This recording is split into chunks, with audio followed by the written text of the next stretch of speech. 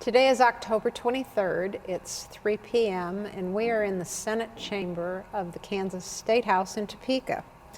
I'm Patty Clark, and today I have the privilege of interviewing former Senator Nancy Parrish, who represented Senate District 19 in the Kansas Senate from 1980 until 1982, or 92.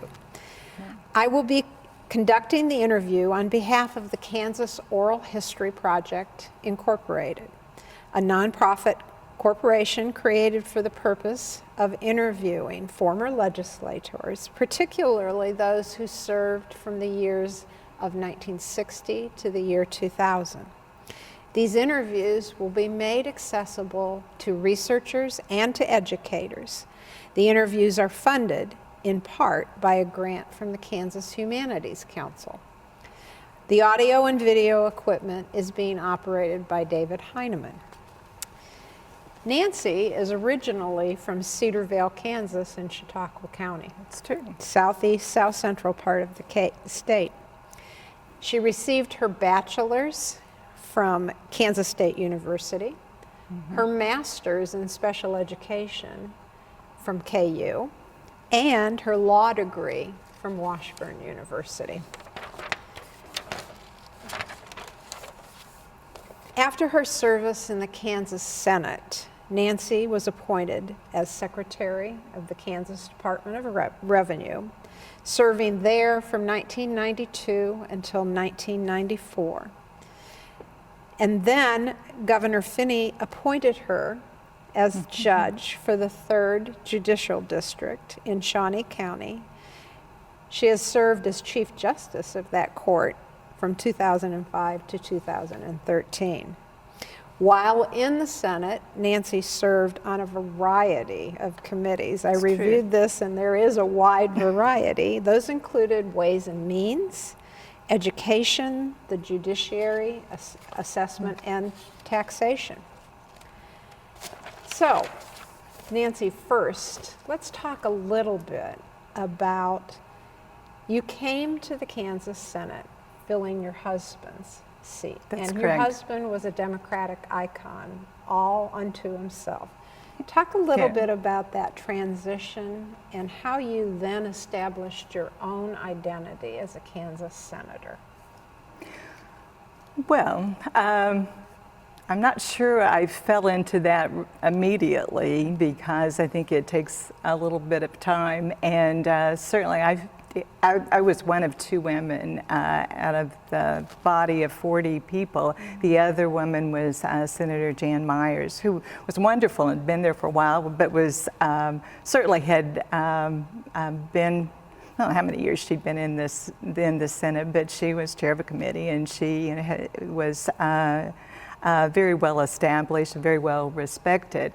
I was, as far as I know, I think I was the first female Democrat senator that anyone could figure there had been at that point in time. And it was different being just 2 women in the Senate at that point. And I remember some early interviews, one that I asked to do over. I didn't know you couldn't do that. And I said, I didn't really like that cut. Would you ask me those questions again?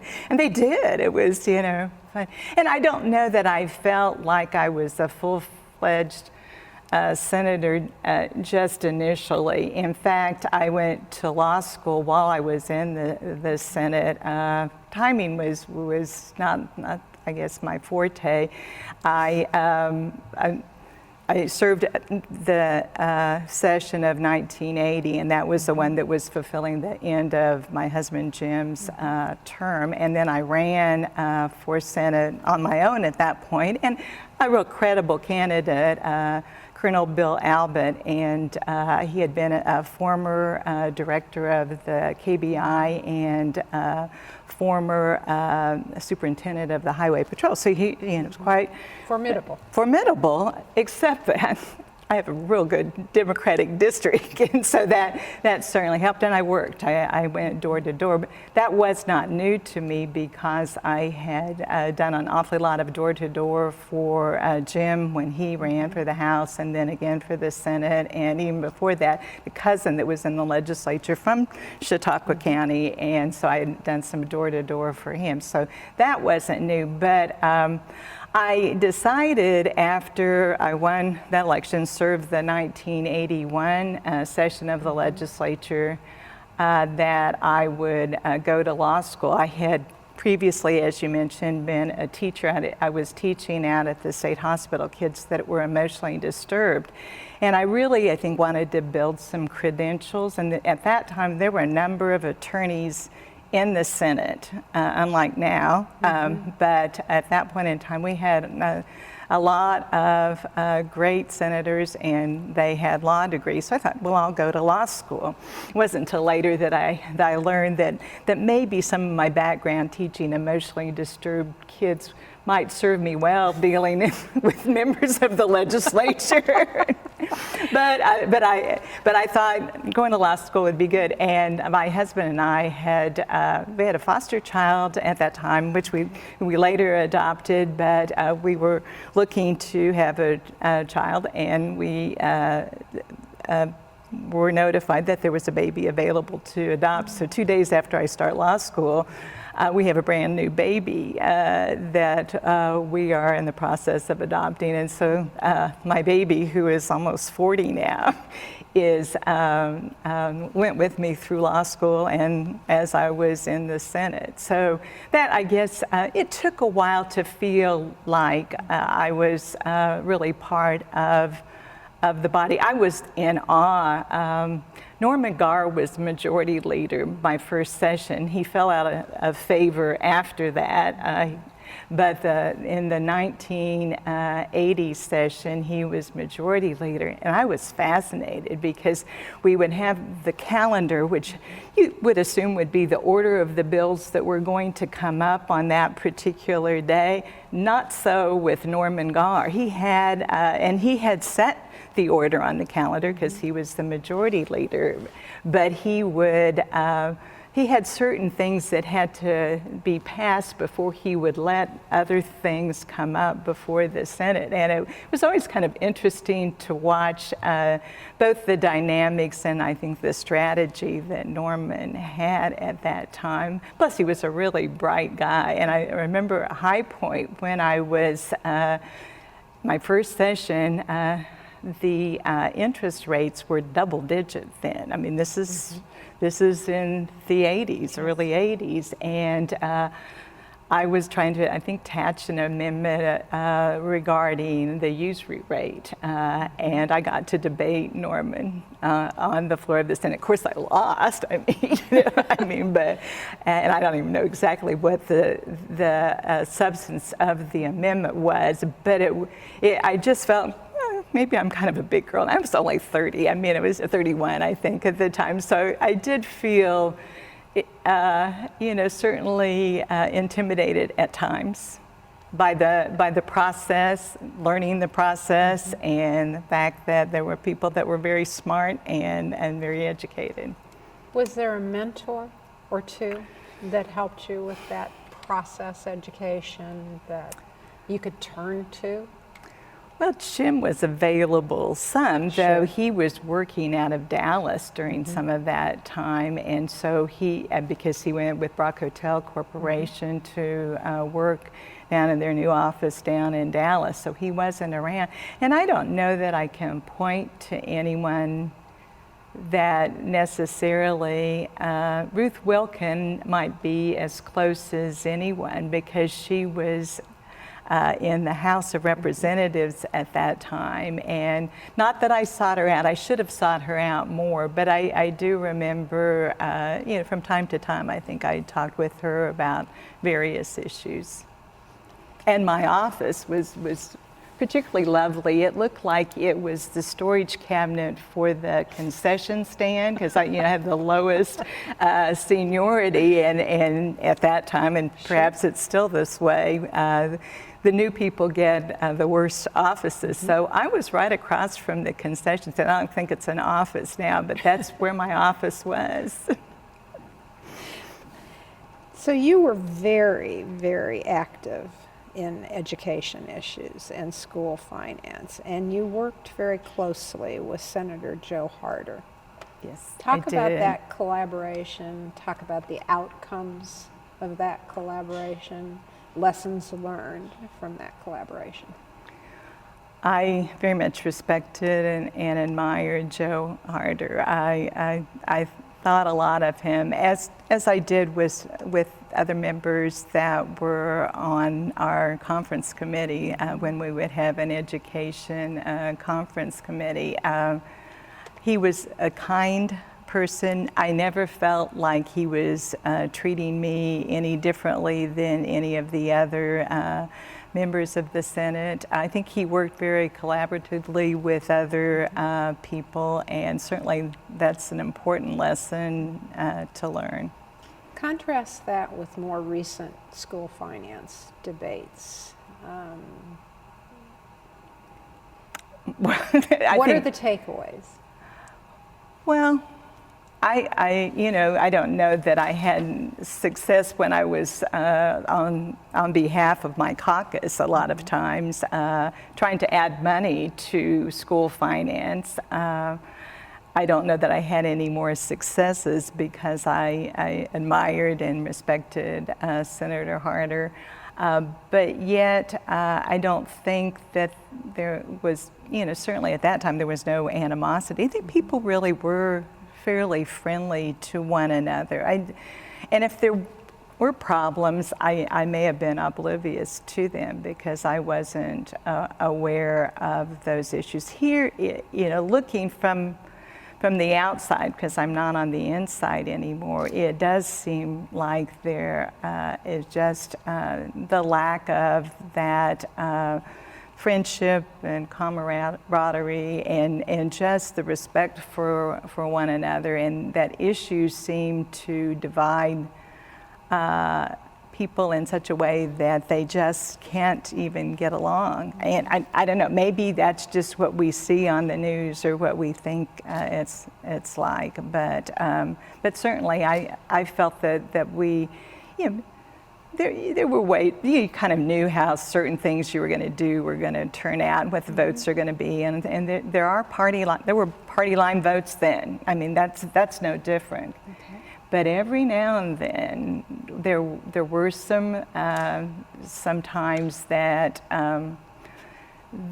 we were able to partnerships came to pass. Partnerships came to pass. One that I remember, and Senator Dick Bond, who I had a good relationship with as well. And this was later on. This was not my first session because he came into the Senate later. I don't remember what session it was, but we had a bill as to requiring some mandatory coverage and insurance policies, and he was carrying a bill, and I was trying to add drug and alcohol treatment as coverage that insurance companies need to offer, that mandatorily offered, not just discretion with that particular insurance company. And Dick was carrying the bill, and I remember surprisingly, I won. I got my amendment on, and he looked a little bit crestfallen at the end of the debate. And it happened that I think it was the Honeybee Queen or something like that was in my district, and I'd been presented with a jar of honey. So as a peace offering, I took it over to Dick that day and talked with him, and we were fine. It was, it didn't carry beyond that day. So, as mentioned earlier, you served on the Judiciary Committee. I did. You then were appointed as district judge for Yes. the 3rd Judicial. How did your experience, your work on the Judiciary Committee inform your position as a judge? Well, certainly you learn about certain bills, and the legislation, certainly in my role as a judge, a lot of times we're looking at cases, but you do need to look at the statute first, and that was something that I think it helped me because I knew how to read statutes, I knew how to look up statutes, and so I think that was helpful. When I went for my interview as a judge, I was given a softball question about that, wouldn't that going to help me a whole lot when if I became a judge, having this experience, with passing the laws and being familiar with certain statutes. And the only thing, I think I answered it this way at that time, and it was, sometimes I can remember the versions that didn't pass better than the ones that did pass, and so you always had to look them up anyway. So let's take that just a little bit deeper. Judges, from time to time, do have to interpret statute. Yes. What advice would you give to legislators today in terms of writing law that would help in terms of interpreting law, if that law ever has to be interpreted? Ooh, I can probably get myself in trouble with that question. I serve right now. How can they bring clarity to their statutory writing? Well, certainly, the language. I mean, we have to go first to just what the plain language is in the statute, and so that's what a judge would look at first. Currently, and for a lot of years, I've served as a member of the Pattern Instruction for Kansas, the Yes. committee that prepares instructions for judges to use to instruct jurors, and currently I'm serving as the chair of that committee. And we agonize at times, sometimes writing instructions to jurors using statutes because we don't want to very far from the statute itself, yet sometimes it's unclear what the legislature meant by certain statutes that they've passed, and so it becomes quite difficult to make sense of certain statutes. And I don't know that I have to, on a day-to-day basis, interpret statutes nearly as much as our appellate courts need to, but certainly we do from time to time. I was just looking at a statute today and how the district attorney had charged an individual with a crime and what all of it meant and whether they had charged it correctly and what the statute actually meant. So certainly it is a task that happens. How to improve it, I don't know. I think the reviser of statute does an amazing job. They have to interpret what lay people want them to accomplish, and many times this is, wee hours of the morning trying to get bills out or amendments written. So I think they do a really pretty good job, but there could be improvements. So for our video and audio audience that has the opportunity to listen to and view these interviews, talk a little bit more about that role of reviser of statute. What do they do? What are their responsibilities? How does it impact implementation of statute? Well, the process when I was in the Senate was if individual legislator or a committee for that matter wanted to introduce a piece of legislation, then the individual legislator would make a request to the reviser of statute, tell the reviser what the problem was and what you wanted to change in a statute, or maybe it was a new statute that you're wanting to create, and then they would draft the piece of legislation, and then which would be introduced and would be presented to a committee, and then if it got out of committee, then it goes to the floor. Also, in committee or on the floor of the House or Senate, an individual legislator can offer an amendment, and the amendments are drafted, and for good reason, because if legislators had to draft themselves, this might be very difficult, might not be in the right place, and it could not do what they intended to do. So the reviser has a large role too, and sometimes at the last minute, drafting an amendment to a piece of legislation. So they play an Critical role. A critical role, absolutely a critical role. You also served on Senate Ways and Means Committee. And the Assessment and Taxation Committee. Yeah, not at the same time, though. I think two different terms. What were the policy challenges that you faced in your service on those committees? What were the policy challenges facing the state? And how did those decisions affect the financial stability of the state? Well, assessment and taxation I was on first, and during that period of time, there were a lot of bills to exempt certain types of property, not-for-profits, for example, from property tax. And so that didn't affect the state budget, but it certainly affected county and sometimes city budgets. And so that during that time, that was kind of difficult because there were lots of advocates for a change to add a particular exemption. However, there were usually not many opponents, maybe a county commission, maybe, or maybe not, or someone for the Association of Counties that would come in and oppose those bills. We also went through a time trying to get rid of some of the sales tax exemptions, which would have benefited the state of Kansas.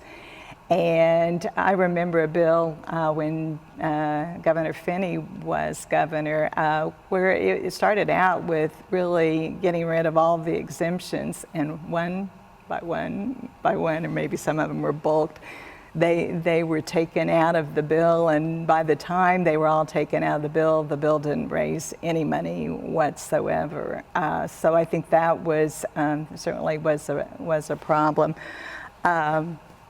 I guess moving on to Ways and Means, certainly Ways and Means was structured then, and I assume now, that there are subcommittees for various agencies. And so you got very well acquainted with the people in that agency, the secretary of that agency, and or the head of that agency, and their budget people, and learned their budget pretty well. And you had some, I think, impact on what you recommended and whether you would change the governor's proposed budget or leave it pretty much as it was. Gus Bogina was chair of Ways and Means, and I still see Gus maybe 4 or 5 times a year. We go to lunch, and I just have such a warm feeling for Gus Bogina. He's 92 now. He's an amazing man, and he was kind of like the gruff teddy bear type when he was chairing Ways and Means. And there was one time I know he did get furious.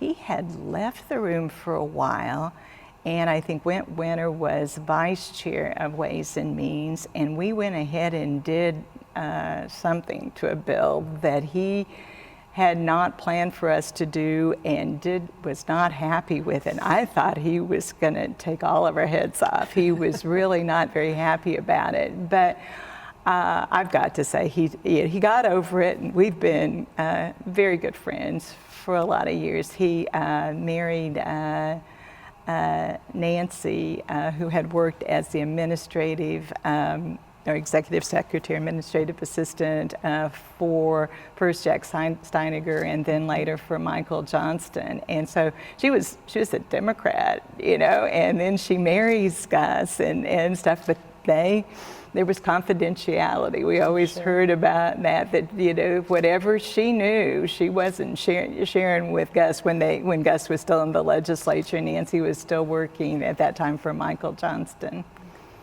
So you mentioned the subcommittees on Ways and Means. What subcommittee did you serve on? Now, you may stump me on this one because I am trying to remember which ones I served on. My bigger memory was when I was Secretary of Revenue, when I met with the subcommittee on budget.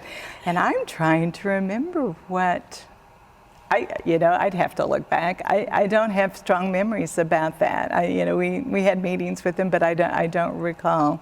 Let's jump to your time as Secretary of Revenue. Okay. Governor Finney appointed you. Talk about that experience. I'm assuming your legislative experience informed that work. How did you work with the other members of the cabinet? How was Governor Finney to work with as Secretary of Revenue? Talk about that experience. Okay. I'm trying to think of what I can say when I can't say. What are the history lessons from all of that? Well, going from the legislature to being a secretary of an agency, the first thing I learned was I don't refer to the legislature as we any longer, because at one point in time, you still were part of that body, and you talked about we, and so no, the people across the street was pretty much what or some less flattering kind of terms were used, because the agencies were trying to figure out statutes and trying to write rules and regulations. So that was one thing that I learned right away. I really enjoyed the experience at Revenue. Lots of good people, strong people. I learned a lot. I had never had any a computer, and this was when Macs first came out, and there were Macs across throughout Department of Revenue. So I'm learning how to do emails and do a lot of things that I hadn't known, and then learning just a lot more about the tax system and how it works. I think one of the times I'll mention, and it's similar to an experience I had when I was in the legislature. There was one time that I was there was a meeting between myself as Secretary of Revenue, the Secretary of Administration, Susan Seltsam, and the budget director at that time was Gloria Timmer.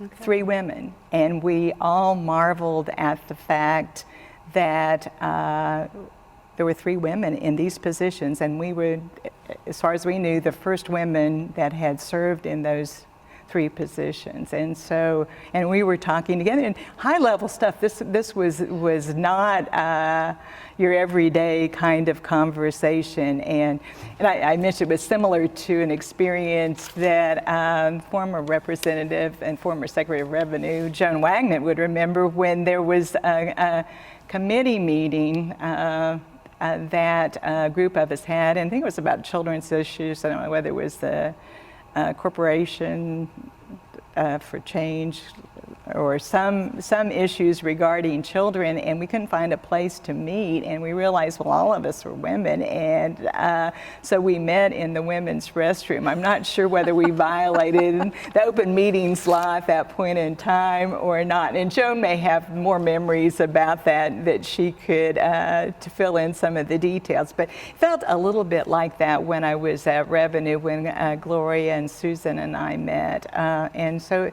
it was an important time. It was a wonderful experience. I got to see how some of the legislation that I had been involved in, how it affected people a little bit more directly than in some ways, because as you apply the legislation and people struggle with some things, certainly it gave you a greater understanding of how the various agencies struggle with what the legislature does from time to time. Did your relationships with your former Senate colleagues help or hinder, or perhaps a little bit of both, when something needed to be accomplished within Department of Revenue? I would have to say the only one that I remember that where I really felt that it helped was when I didn't want an amendment, and I went directly to Gus Bogina, and he made it happen. We were trying to get a new, basically large-scale computer system to try to collect taxes. And we went in with a proposal that if we could do this, we would be able to generate a lot more tax revenue, because we would enhance our ability to collect taxes. And could they fund it with the idea that we, in the long run, we were going to be bringing in more taxes. And we had kind of an intricate way of presenting that, and he kind of late in the session added it in, and I think that I may have relied somewhat on the relationship that I had with him before, and he added, and I thought he thought it was a good idea as well. I don't know that I felt that it hindered my ability to deal with the legislature. We had a few big issues, but not huge issues. Military retirement being one of the biggest ones, and the Department of Revenue had one in the court system. Yeah, so folks that were representing military retirees who wanted their military retirement exempt under the laws of the state of Kansas, they decided, since they had lost in the courts at that point, and there were still some appeals that could have occurred, they had decided to take it to the legislature. And none of my relationships could stop that. So you mentioned the triad of women, yes, that were serving, right, in those various capacities of leadership. Let's bridge to a question about personal identity. And we're going to loosely define personal identity as age, gender, race, marital status, class, sexual or gender orientation. Did you experience during your time in the legislature any occasion where you believe your personal identity influenced your ability to move policy forward, to work with fellow legislators, or provide constituent services? And do you think you were ever given committee assignments or tasks that you thought were a function of your personal identity? Yes. Okay. I can say that. Okay. Two examples that I would give. Well, one, I was a member of the Senate on the other side of the aisle. It came to me, this was, I think, my very first session there, and I was so delighted that someone wanted to come talk to me. I thought they wanted my vote, talk about some issue, and instead the question was, do you know any good babysitters in Topeka? And so I was a little crestfallen when I found out that was the reason that I was the question to be asked. That was the question, yes. And the other one was when committee assignments came around, and there's negotiation for various committee assignments, and I won't mention a name here. Jack Steiniger was the minority leader, and he could decide who's going to be on what committee. And I was not happy. This would have been my first full session of the legislature when I'd been elected in 80 and started serving in 81. And I didn't like the committee assignments I had. I thought that I could have had some other assignments, so I went to Jack, and he says, well, he said, you know, I know you have a new baby, and I think that's what he said at that time, or you had children. I don't think we had the baby at that time, that you have children, and I just thought you wouldn't want anything late in the afternoon. And I thought, you know, kind of like, you know, as a woman, you have other responsibilities. I thought I'd just give you a light committee assignment, and I wasn't very happy about that. And when time came along to select a new minority leader, I did not vote for Jack. Those are great, great stories, and thank you for sharing those. We've talked a little bit about your service in the Senate. We've talked a little bit about your service as Secretary of Revenue. You're one of the few people that has had experience in all three branches of government: executive, legislative, and judicial. Correct. I'm assuming you have a lot of thoughts on those various types of service, on did the Founding Fathers get it right when they separated the powers? Just share some insights, because you are in such a unique position, having served in all three. Oh, wow. That's a really good question. I don't know that I can do justice to the question. You know, I think the Founding Fathers were very wise, because there is a need for a balance of powers. The roles are very much different. That's for sure. There are, as a legislator, in a lot of ways, although you can certainly support what your constituents wish you to do, want you to do, even maybe it's not the best policy in Kansas. You may vote that way. You don't have to, but certainly you're close to that. If you don't, and there's a overwhelming group of people within your district, then you may not be back. So certainly it really affects that, your ability to remain as a legislator. So you're really close to what your constituents want, if you can determine that. I think sometimes we don't have the best way of really knowing what constituents really think. I mean, because questionnaires or polls are not necessarily going to be very reflective of that.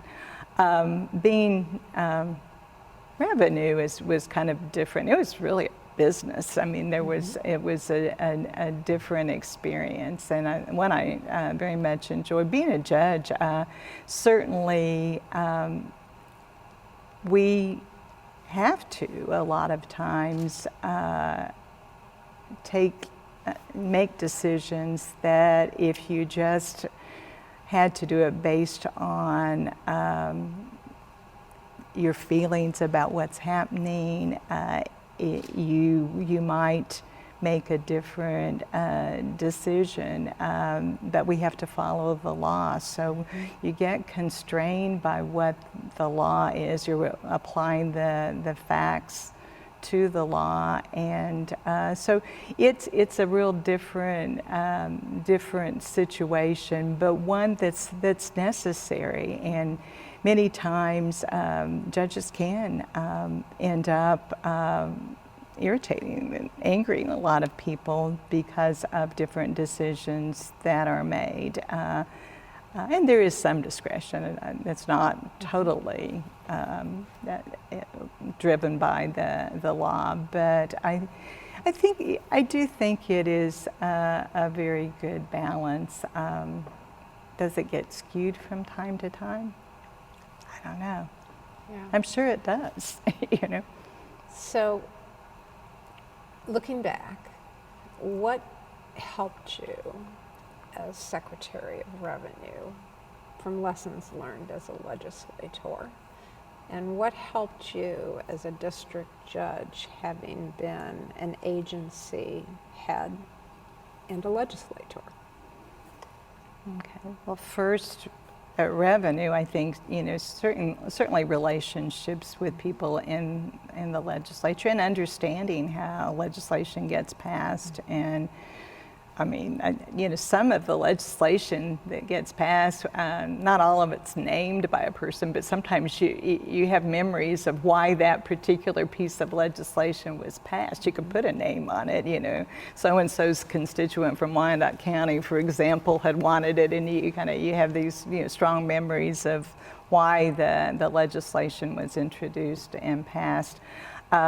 So I think the relationship certainly, and just the knowledge of the process, I think was very helpful. And at Revenue, knowledge of the law, somewhat helpful from time to time. Coming to the courts, I don't know that I think that my time at Revenue helped me until maybe I became a chief judge, and I did have employment responsibility over employees at Revenue and dealt with a lot of issues. I mean, I remember all of our staff had to go through harassment training, sensitivity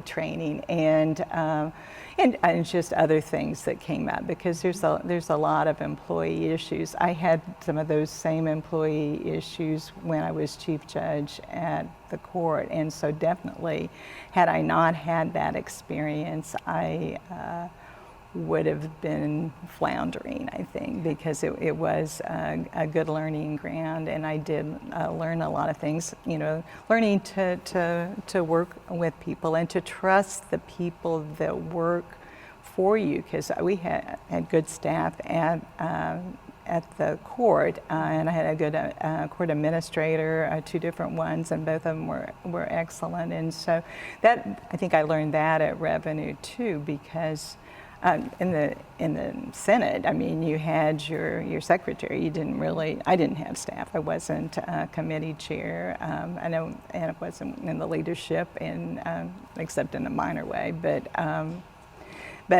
certainly at Revenue, I did have staff, and so you learn to deal with staff and to respect their position and their expertise. And their expertise, and yeah. If you disagreed, then you would deal with the issue, and hopefully in a way that they accept and understand why you may not have accepted their proposal. You talked very early in our interview about when you came to the Senate, you had a new foster child. You were studying law at Washburn. Clearly, you had a full plate with public service as a benchmark of your career. What would you say to young women today, and young men, in terms of public service? Why did you do it? Why did you pursue a career in public service? What's advantageous? What's enjoyable, and maybe what's not so enjoyable? Well, I think I did have a full plate, because we did have a foster child at that time, and then we adopted the baby that came to us when I was just started law school, and it was kind of a crazy time. But I think the thing that I liked the best about the legislature, and I think I could say that about Revenue and also the judiciary, is that certainly the legislature, I learned a lot. Yeah, it didn't matter what committee you're on, even if you were studying sewer districts across the state of Kansas in the hot summer and an interim committee. I mean, you still learned a lot, and I thought that was particularly interesting. Now, I mean, that's not a reason to go into public service, but the relationships that you had with people and the ability to make a difference, to help people, I think that that was a high point, and what I enjoyed about being in the legislature.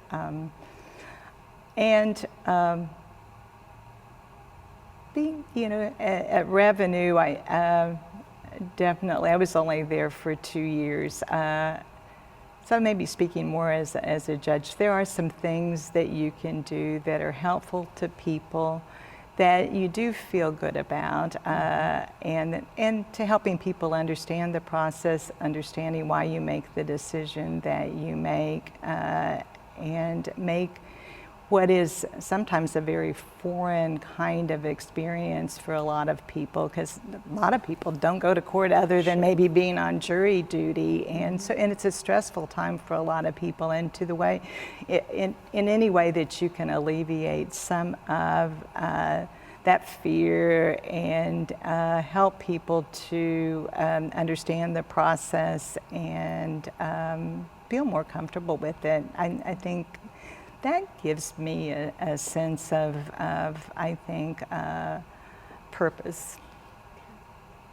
So a common thread that has been running through these interviews as we've conducted them with former legislators is learning, being open-minded to learning. Can you think of a time as a legislator or even as Secretary of Revenue where your learning actually changed your mind about a policy or a particular statute or issue?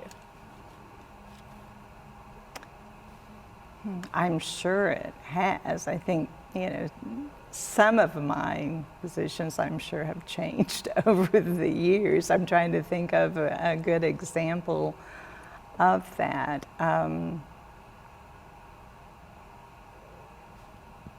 I don't know if I can think of any just in particular, because some of the things that I cared the most about, I don't know that I've changed. Because education being one, okay. I've been an opponent of the death penalty. Certainly when I was in the legislature, I did have to take my turn and have a death penalty, a capital punishment case as a judge, and that one was hard. Talk a little bit more about that experience, if you would, please. I had always wondered what I would do if I had a capital case.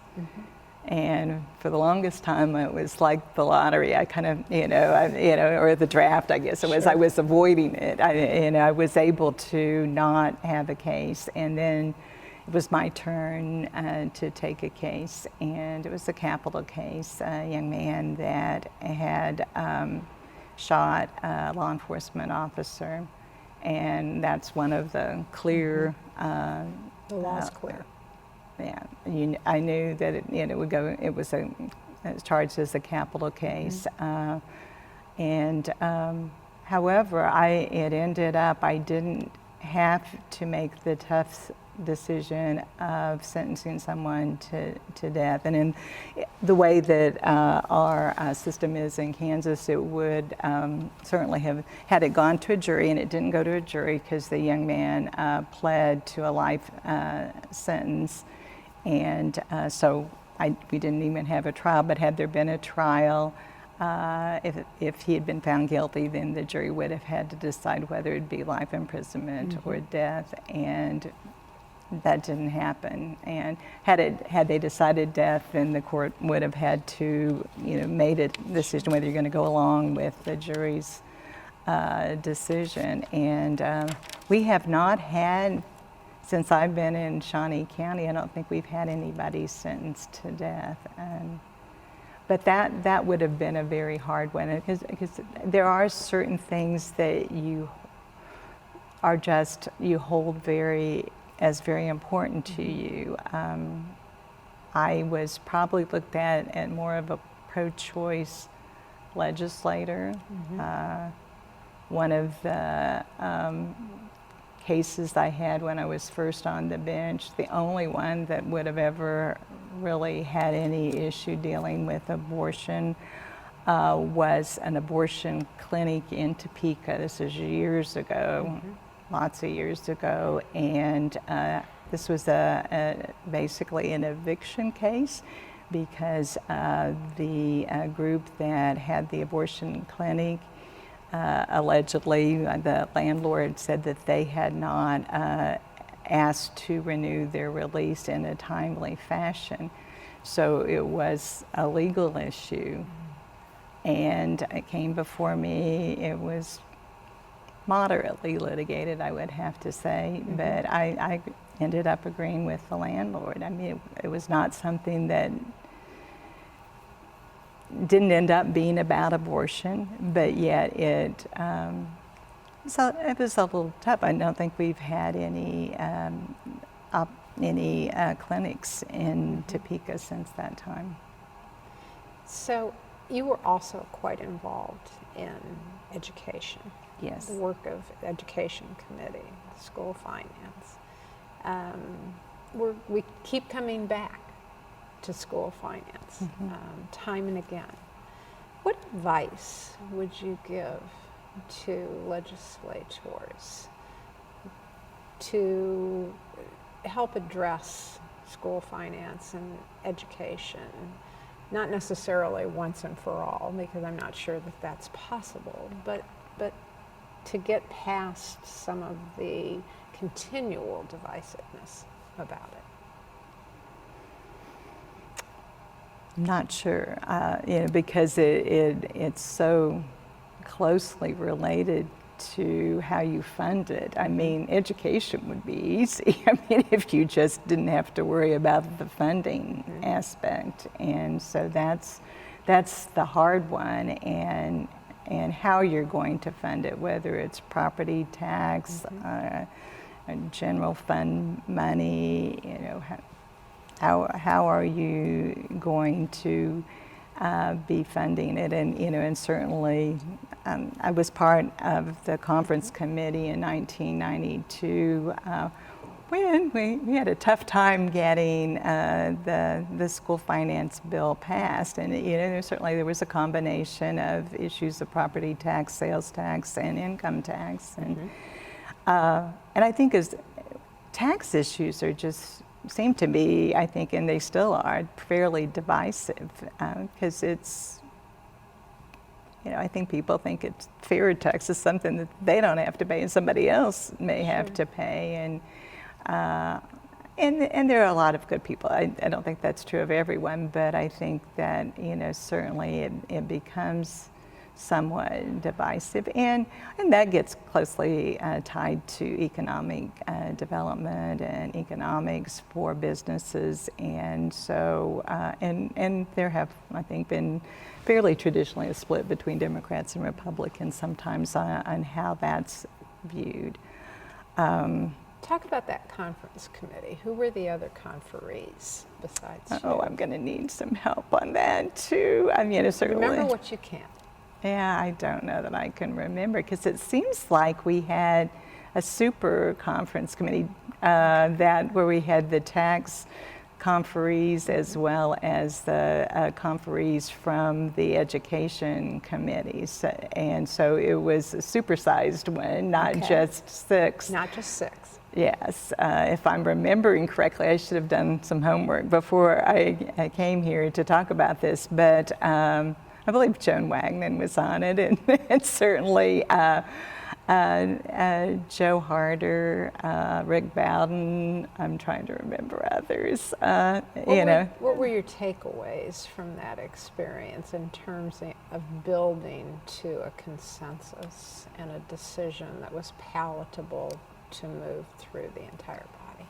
Well, at one point, I think we got close enough that we then needed to figure out who we could pick up to get the requisite number of people to pass both in the House and the Senate. And so some of it was really lobbying those individuals and seeing if we could tinker here or there with the bill to make it palatable for someone to support it. And the two I kind of remember on the Senate side were Paul Feliciano and Dave Kerr.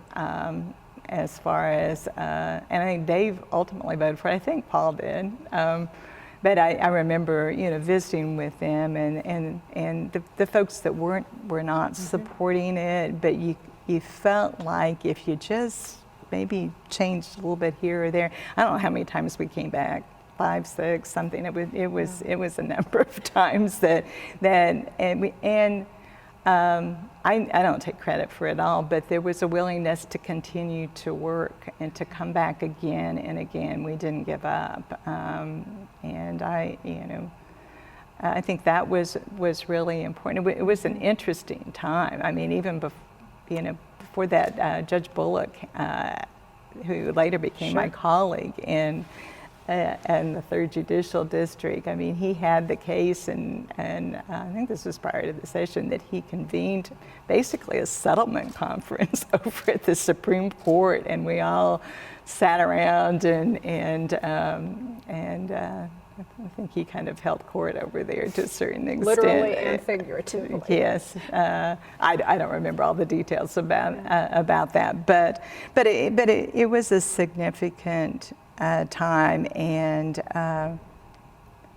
the case we knew was still out there, and this was an opportunity for the legislature to settle the case before Judge Bullock had ruled. So I would say that would be a highlight of my experience in the legislature. That plus one of the things that I don't know it now. I couldn't even come up with a lot of the various aspects, but the school finance committee, or the formula was fairly intricate, and another person that I always respected and liked so much was Dale Dennis from Department of Education, and he was there through all of this. All of the time I was on education, Dale was around, and definitely the expert in school finance, and I became pretty knowledgeable about the school finance formula, and you had to, as you were talking about making changes and how those changes affect. Of course, we all had the printouts, and you always looked to see how it affected your district. And that was important too to legislators, because they had to look and see what happened with their own districts as we made changes in the school finance formula. So you knew that certain people were probably not going to be able to vote for the conference committee report if it did damage to the funding that their district had received in the past, or they didn't think they were getting as much as other districts or whatever. So as we wrap this interview up, is there anything we haven't asked you, Nancy, that you wish we would have asked you? I